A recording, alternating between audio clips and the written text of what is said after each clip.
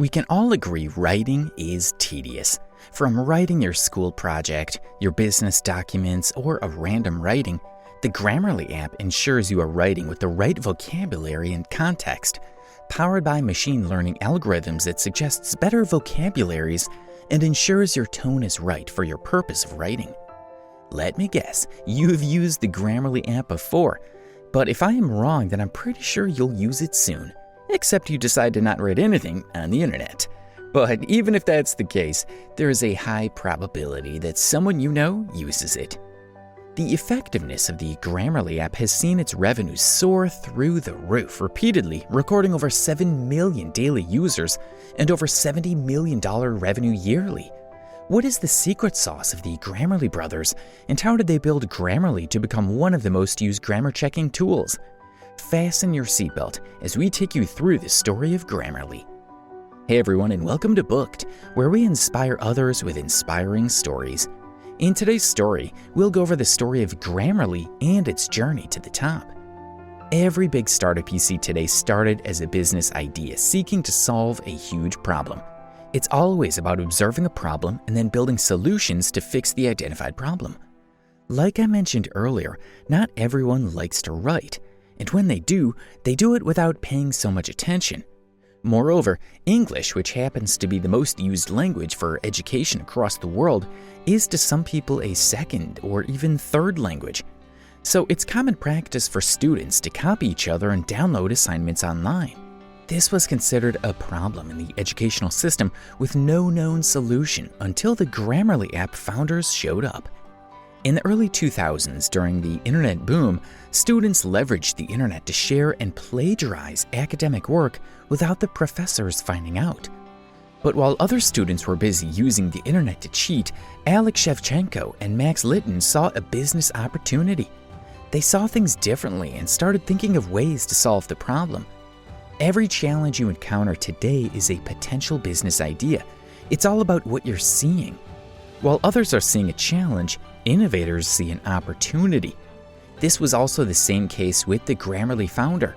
When others were seeing an opportunity to cheat in their school assignments, they saw a problem of plagiarism and set out to solve the problem. Both students of the International Christian University in Ukraine, Alex Shevchenko and Max Litton's solution was called My Dropbox. It did basically what they had in mind, to help professors check for plagiarism before grading. Their school embraced the app, likewise other schools across Ukraine. Having conquered the Ukrainian market, which was not even very receptive to their solution, the duo set out to conquer the rest of the world. I would imagine that Alex and Max would both keep their idea an idea secret, else students may just turn on them. But on a more serious note, even though their idea would seem like it would deny students the pleasure of cheating and copying each other, it was solving a much more important problem. All the schools around Europe and America needed this service and were ready to pay for their service. Their solution struck a gold mine, and it was the only app offering that service at the time. You see, this is one of the principles of entrepreneurship. How unique is your idea? When you launch a unique idea, you'd enjoy monopoly until competitors start coming around. Even when they do come around, you must have made a name for your brand in the industry.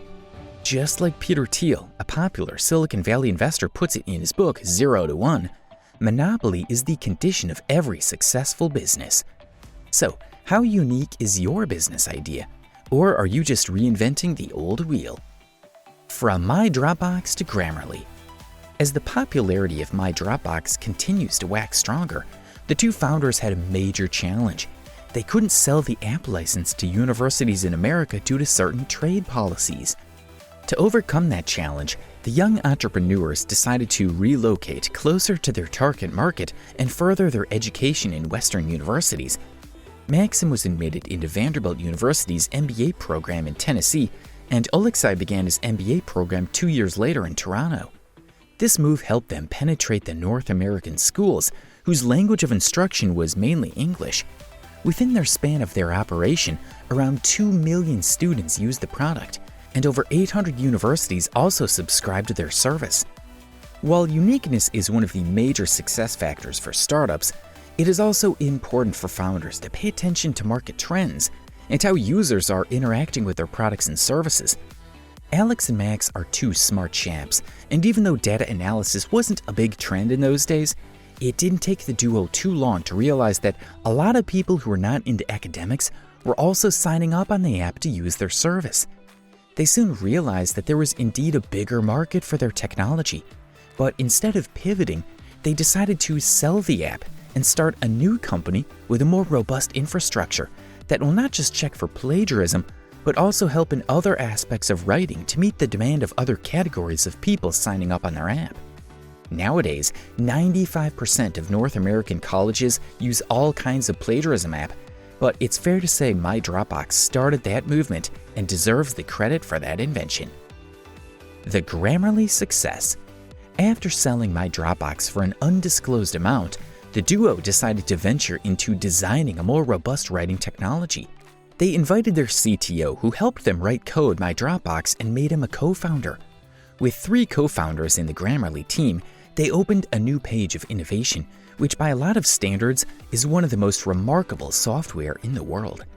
Launching the Grammarly app was even easier for the 3 co-founders as they already had a market. They simply leveraged their existing relationships with the universities and a growing number of non-academic writers who were already using their app for other functions.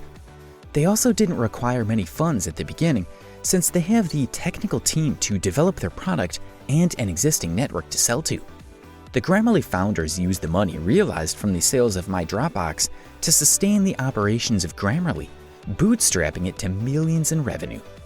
Starting a business is usually the most difficult part of the equation, but once you can overcome the initial hurdles of starting a business, you can always fall back on your success and experience to build future businesses.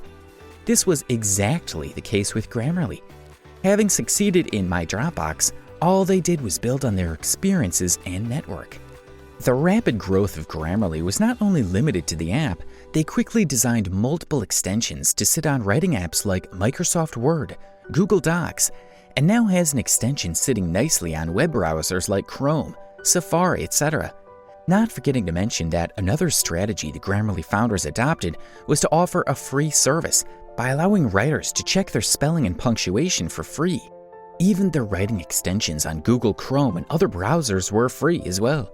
However, users needed to pay to access more complex solutions offered by the app. So whether you're filling out an entire form or writing an email, with the Grammarly app extension services, you can write like a boss and express yourself with confidence. It is also worthy to note that all these successes were achieved with no external funding. It was not until 2017, almost 8 years after launching, they raised its first funding of $110 million and a second $90 million by 2019. With a bold mission to reach 2 billion writers, Grammarly is worth over $1 billion. Lessons along the way. There are tons of lessons to learn from the journey of Grammarly. Some of the lessons we picked from the journey of Grammarly are: Number 1. Take your solutions to the doorstep of people. Grammarly could still generate a decent revenue if it only allowed people to check spellings and write only on the Grammarly app, but the addition of the Chrome extension and MS plugins increased the number of ways people use the Grammarly app without exerting additional effort. This opened them to more users. Number 2. To begin, find a profitable niche. Grammarly started by focusing on academic writings, which helped them focus on more particular customer segment.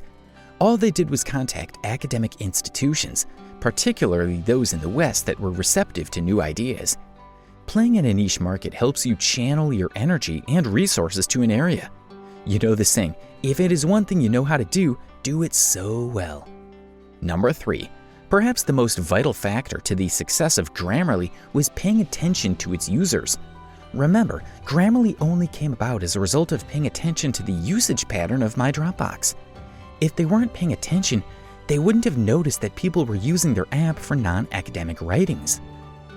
Even with the launch of the Grammarly app, they have continued to listen to their customers, hence the decision to decentralize Grammarly and put it on every writing app out there. Number 4. Build quality relationships along your journey. The Grammarly founders didn't need extra funding for marketing because they had already established powerful relationships across schools in the US and Canada during their My Workspace days. All they needed to do when they launched Grammarly was to reach out to their existing network and grow from there. Invest in a quality relationship and network, and it will not only save you money, but also time and effort. Just imagine Grammarly didn't have good relationships with their former customers, people wouldn't give their second product a chance. The last point we'd like to share with you would be people like to test your product before paying. Switching to freemium opened the Grammarly app to all categories of users. Their idea of freemium was to let customers use certain elements of their services like spelling checks and punctuation for free. A satisfied customer is more likely to upgrade their package from freemium to premium. This doesn't mean you should give away your products for free. Instead, find a way to give users a test of your service. It could be a free 7 days access before they can start paying. Solve a unique problem and focus on a niche market.